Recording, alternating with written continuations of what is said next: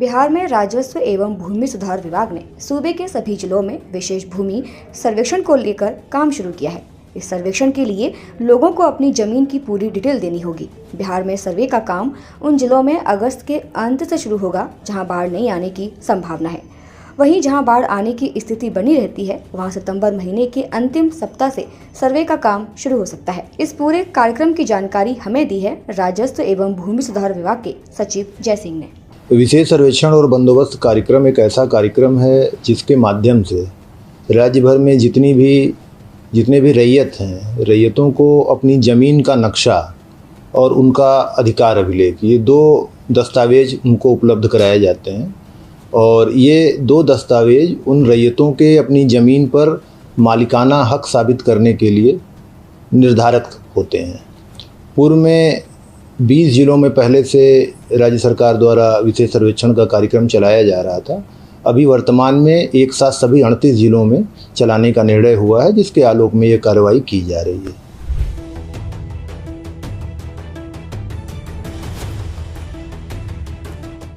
प्रचार प्रसार निश्चित रूप से किया जा रहा है और उसमें सबसे बड़ा माध्यम जो है वो समाचार पत्रों के माध्यम से विज्ञापन है। और विज्ञापन के माध्यम से हम लोग लगातार ये सूचना अभी से ही प्रकाशित कर रहे हैं विशेष सर्वेक्षण के बारे में। इसके अतिरिक्त डिजिटल माध्यम से भी जानकारी प्राप्त की जा सकती है। जैसे बिहार सर्वे ट्रैकर नाम का एक मोबाइल एप्लीकेशन है, वो मोबाइल एप्लीकेशन प्ले स्टोर पे है, एंड्रॉयड पे चलता है। उसके माध्यम से आप अपने अंचल को, अपने मौजे को सेलेक्ट करके वहाँ पर सर्वेक्षण के प्रक्रम में अभी क्या कार्रवाई हो रही है, वहाँ पे कौन से अमीन हैं, कौन से कानूनगो हैं, उनका नाम क्या है, पता क्या है और उनका संपर्क मोबाइल क्या है, ये जानकारियाँ आप वहाँ से प्राप्त कर सकते हैं।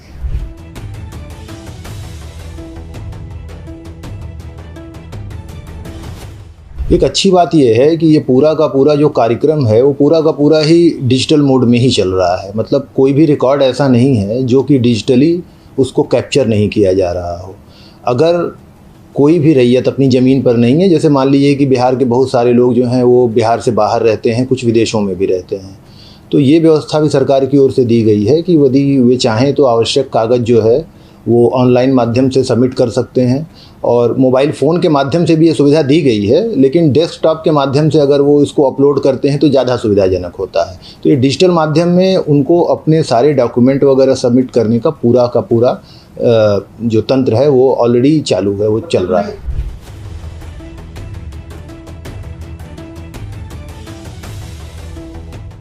देखिए, सबसे ज़रूरी है कि अगर आप रैयत हैं तो आपको अपनी ज़मीन के बारे में 4 इन्फॉर्मेशन होनी चाहिए। पहला, उसका खाता क्या है, उसका खसरा क्या है, उसकी चौहद्दी क्या है और उसका रकबा क्या है।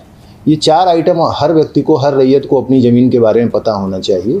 और इससे संबंधित जो भी दस्तावेज हैं, जैसे ज़मीन आपको बंटवारे से मिली है, आपने ख़रीदा है तो उसका सेल डीड होगा। अगर आपके घर में बंटवारा हुआ है तो बंटवारे के कागज़ होंगे। इसके अतिरिक्त इन्हें उत्तराधिकार से मिली है, तो जिस भी तरीके से ज़मीन आपको प्राप्त हुई है उसका साक्ष्य होना चाहिए। इसके अतिरिक्त अगर पहले से आपकी कोई जमाबंदी चल रही है, आपके पास राजस्व रसीद है, आप पहले से रैयत के रूप में लगान दे रहे हैं, तो ये सारे डॉक्यूमेंट उनको इकट्ठा करना है। दूसरा एक और काम करना है कि सर्वे के समय आप अपनी ज़मीन की मेड़ वगैरह को ठीक कर लें। कई बार क्या होता है कि जैसे एक प्लॉट है, उस प्लॉट में कोई किसान 3 फसल लगाता है अलग अलग तरीके, किसी ने सब्जी लगा दी एक कोने में, किसी दूसरे कोने में कुछ लगा दिया। तो उस समय जब सर्वे हो रहा है तो आप उन जो अस्थायी मेड़े हैं उनको हटा करके पूरी ज़मीन को ठीक ठाक कर लें वास्तविक स्थिति के अनुसार, ताकि उसका सही पैमाइश उसकी सही से हो सके। देखिए, बंटवारे में बिहार एक ऐसा राज्य है जिसने लोगों को, रैयतों को बड़ी सहूलियत दी है कि आप पारिवारिक बंटवारा करके और नाम मात्र के शुल्क पर उसको रजिस्टर्ड करा सकते हैं, मात्र 100 रुपये दे करके। और मुझे लगता है इस तरीके की व्यवस्था अन्य राज्यों में नहीं है। तो एक ये बड़ी अच्छी व्यवस्था है, इसका उपयोग रैयत कर सकते हैं। या अगर रजिस्टर नहीं भी है उनका बंटवारा, लेकिन उसमें जितने भी हिस्सेदार हैं, अगर सभी हिस्सेदारों की सहमति और उनका हस्ताक्षर है, तो ऐसे बंटवारे को भी माना जाता है बिहार में और उसके आधार पर दाखिल खारिज की कार्रवाई भी की जाती है। तो अच्छा होगा कि यदि बंटवारा है तो बंटवारे के कागजात रहें, और अगर बंटवारा नहीं है तब फिर उस ज़मीन को संयुक्त रूप से जो है वो संयुक्त रूप से सभी जितने भी हिस्सेदार हैं उनके नाम पे उसको लिखा जाएगा फिर। देखिए, पंचनामा, मूल बात जो मैंने अभी बताई कि जितने हिस्सेदार हैं सबकी सहमति है और सबका हस्ताक्षर है, तब वो निश्चित रूप से मान्य है। अब ऐसा पंचनामा है जिस पर किसी पक्ष ने कोई आपत्ति की या कहा कि नहीं ये जाली है, तो ऐसे मामले में फिर निर्णय लेने में दिक्कत होगी। तो उस स्थिति में अगर संदेहास्पद है तो संयुक्त खाता खोल दिया जाएगा और बाद में जो भी उचित प्रक्रिया है कानून की, उसके तहत आप चाहें तो अपना बंटवारा कर सकते हैं। फिर वो ज़मीन अलग अलग हो जाएगी भविष्य में। अगर उनके घर से कोई भी सदस्य हैं तो वो अपना डिटेल बना करके, चूँकि फॉर्मेट जो है वो पहले से डिज़ाइन किया हुआ है, तो स्वघोषणा का एक पत्र है, उस स्वघोषणा के फॉर्मेट में वो सारी डिटेल लिख करके उनके परिवार का कोई सदस्य भी शिविर को दे सकता है और यदि चाहे तो ऑनलाइन सबमिट कर सकता है।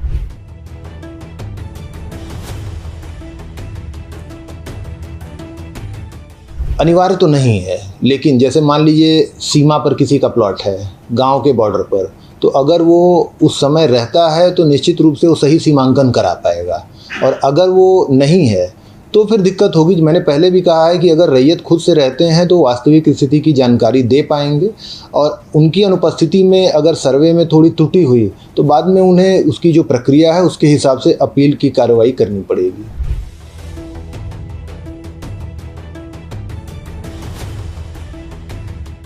समय सीमा है, जब उद्घोषणा इसकी की जाती है तो उसके बाद 30 दिन का समय दिया जाता है और विशेष परिस्थिति में उसको 15 दिन और बढ़ाया जा सकता है। तो मान के चलिए कि लगभग 45 दिन के अंदर रैयतों को अपने कागजात जो हैं वो प्रपत्र 1 स्वघोषणा जो है वो जमा कर देना चाहिए।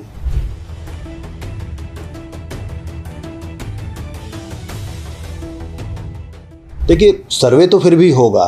सर्वे में शुरुआती प्रक्रिया के बाद एक प्रक्रिया होती है खानापूरी।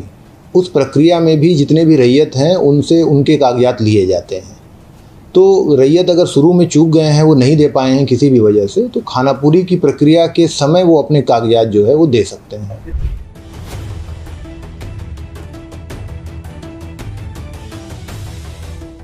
इस पूरी प्रक्रिया में दावा आपत्ति देने के 3 मौके दिए गए हैं।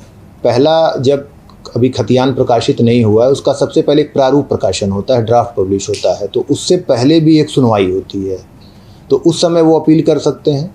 मान लीजिए प्रारूप प्रकाशित हो गया और फिर उसके बाद उनको लगता है कि नहीं कहीं त्रुटि हुई है, कुछ गलती हुई है, तो दोबारा कर सकते हैं।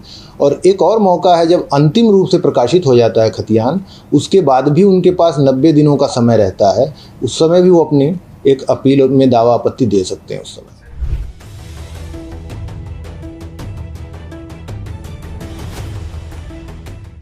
नहीं, ऐसी कोई संभावना नहीं है।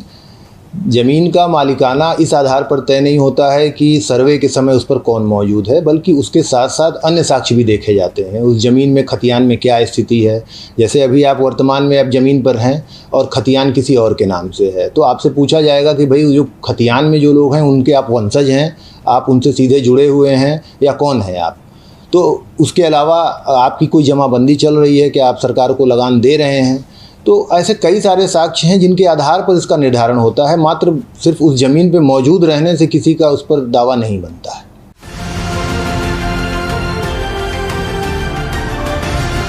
किसान तक, किसान तक, किसान तक, किसान तक, किसान तक, किसान तक, किसान तक, खाना है तो उगाना है, खाना है तो उगाना है, किसान तक, खाना है तो उगाना है, किसान तक, खाना है तो उगाना है।